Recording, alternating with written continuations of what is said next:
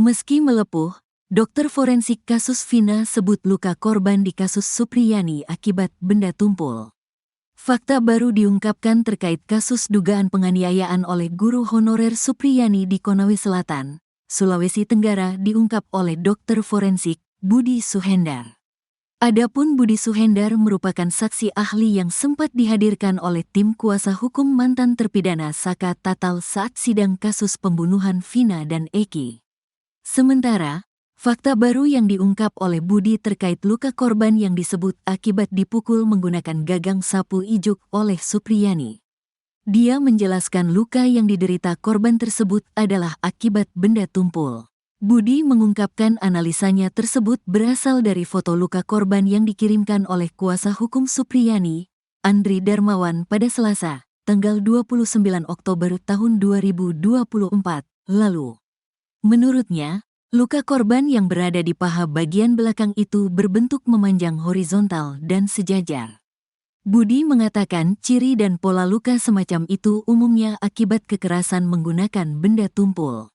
Yang bisa saya sampaikan terkait luka adalah bahwa luka pada korban anak dari penampakan foto, saya dapat memberikan pendapat bahwa terdapat luka memar berbentuk memanjang secara horizontal dan sejajar yang disertai luka lecet pada kedua tungkai atas, paha, sisi belakang akibat kekerasan tumpul. Yang kekerasannya berlangsung dalam waktu yang sama atau bersamaan pada kedua tungkai atas. Benda yang dapat menyebabkan luka dengan ciri dan pola luka seperti itu pada umumnya berupa benda tumpul yang berbentuk panjang dan tidak terlalu lebar, katanya saat dihubungi tribunnews.com, Selasa, tanggal 5 November tahun 2024. Budi juga menjelaskan terkait luka korban yang tampak melepuh dan sempat dinilai bukan disebabkan oleh pukulan dari Supriyani akibat kulit ari yang mengelupas. Yang saat ini disebut melepuh adalah kemungkinan kulit ari yang terkelupas. Kulit ari dapat terkelupas oleh berbagai sebab. Istilah melepuh spesifik untuk kulit ari yang mengelupas karena panas, katanya. Kendati demikian, Budi enggan untuk menyimpulkan bahwa luka yang diderita korban memang akibat dipukul oleh Supriyani menggunakan gagang sapu seperti yang selama ini dituduhkan. Dia mengatakan masih perlu alat bukti lain untuk memastikan penyebab luka yang diderita korban tersebut. Seorang dokter dalam pemeriksaannya akan fokus pada luka yang diperiksa dan kemungkinan benda yang dapat menimbulkan luka serta bila ada bukti biologis atau bukti lain yang mungkin terkait TKP, korban, dan pelaku. Tapi, dokter forensik tidak bisa menyampaikan hanya berdasarkan luka bahwa si A adalah pelaku atau bukan, tuturnya. Lebih lanjut, Budi mengatakan untuk membuktikan tuduhan bahwa Supriyani adalah pelaku pemukulan terhadap korban, maka perlu adanya alat bukti lain seperti saksi dan pengambilan sidik jari di gagang sapu. Selain itu, sambungnya, perlu adanya saksi ahli untuk menganalis bukti yang ada. Tentunya yang utama adalah saksi peristiwa, bila memungkinkan sidik jari pada terduga alat yang digunakan. Kuasa hukum korban guru Supriyani sebut pernyataan jenderal berbintang bikin gaduh. Kuasa hukum pihak korban guru Supriyani, Laode Muhram Naadu mengatakan, berbagai pernyataan jenderal berbintang terkait kasus guru Supriyani di Kabupaten Konawe Selatan, Konsel, Sulawesi Tenggara, Sultra, yang diduga menganiaya muridnya bikin situasi menjadi gaduh. Ia meminta publik melihat kasus ini secara berimbang. Kedua jenderal ini kan adalah polisi. Justru dari awal saat kedua jenderal ini yang berkomentar, situasi menjadi gaduh, kala Laode dalam wawancara khusus dengan Tribun Sultra. Ia mengingatkan, seorang polisi itu harus berkomentar atau berpendapat berdasarkan sesuatu yang bisa diverifikasi atau dipertanggungjawabkan kebenarannya. Karena kalau berkomentar itu hanya berdasarkan adanya pemberitaan-pemberitaan di media yang melakukan spekulasi kiri kanan. Bahkan sempat juga mengomentari luka korban, padahal beliau bukan ahli forensik dan tidak melihat langsung lukanya, kata Laode. Dikatakannya, publik juga butuh tokoh-tokoh yang bisa membantu melihat masalah ini secara bijak dan berimbang sehingga jangan saat ada isu berlomba-lomba menghakimi. Sehingga saya mengharapkan ada juga pihak-pihak lain yang mencoba melihat permasalahan ini secara jernih, sambil kita menghormati proses pengadilan. Bagaimana hakim menemukan kebenaran dari kasus ini, katanya.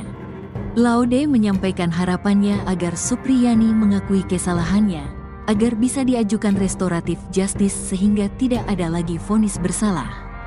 Jika tidak mau mengakui kesalahannya, Ibu Supriyani divonis dengan tujuan agar Ibu Supriyani tidak mengulangi lagi perbuatannya, katanya.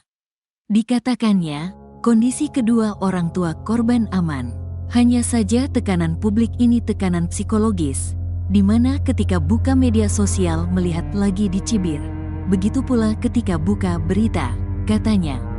Tekanan-tekanan itulah, kata dia, yang sangat mengganggu dan merugikan pihak korban. Seperti diketahui, kasus dari guru honorer Supriyani ini akan memasuki sidang kelima, setelah sebelumnya Pengadilan Negeri PN Andulo menghadirkan 8 saksi. Dari saksi-saksi yang dihadirkan, 3 diantaranya adalah saksi anak, termasuk korban.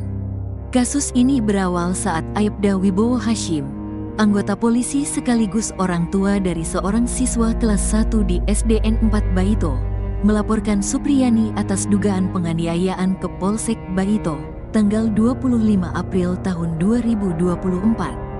Laporan diajukan setelah ibu korban melihat ada bekas luka memar di paha belakang anaknya. Namun, Supriyani membantah tuduhan itu, menegaskan tidak mengajar di kelas korban dan tidak pernah berinteraksi langsung dengan anak tersebut. Puncaknya pada tanggal 16 Oktober tahun 2024, ketika Supriyani resmi ditahan oleh Kejaksaan Negeri Konawe Selatan dan ditempatkan di Lapas Perempuan Kendari sehingga memicu perbincangan luas di media sosial. Sejumlah kalangan mempertanyakan urgensi penahanan Suryani. Kasus ini makin rumit usai ada kabar soal uang damai 50 juta hingga kasus penembakan mobil dinas. Sidang kelima Guru Supriyani, ex-Kabareskrim Susno 2J jadi saksi ahli. Sidang kelima kasus Guru Supriyani menghadirkan ex-Kabareskrim Polri Komjen Pol Purn Susno 2J sebagai saksi ahli di Pengadilan Negeri atau PN Andulo Kabupaten Konawe Selatan, Provinsi Sulawesi Tenggara, Sultra, Senin, tanggal 4 November tahun 2024. Susno 2J hadir secara virtual memberikan keterangan dalam kasus dugaan penganiayaan murid anak anggota polisi dengan terdakwa Guru Supriyani. Susno 2J dihadirkan kuasa hukum Guru Supriyani untuk digali keterangannya terkait dugaan pelanggaran prosedur dalam proses penyidikan dan penyelidiki atas kasus yang menjerat Guru Supriyani. Selain itu, Susno juga menjelaskan perihal penilaian jaksa terkait syarat material dan formil termasuk keterangan saksi dalam proses pelimpahan kasus di Supriyani di Kejaksaan. Sidang lanjutan Guru Supriyani yang berlangsung di ruangan Cakra PN Andulo dimulai sekira pukul 9.35 WITA. Dari pantauan tribun, sidang dilaksanakan di ruangan Cakra PN Andulo.